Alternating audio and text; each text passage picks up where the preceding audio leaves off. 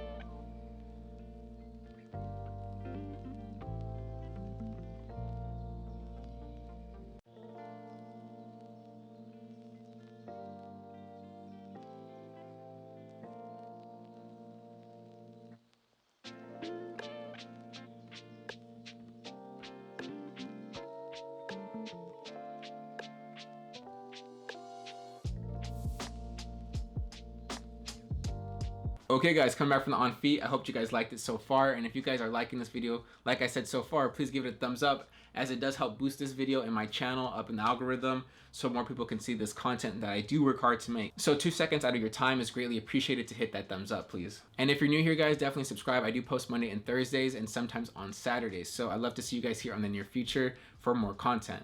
But that's gonna do it for me, guys, so stay fresh and stay fly. I'm out.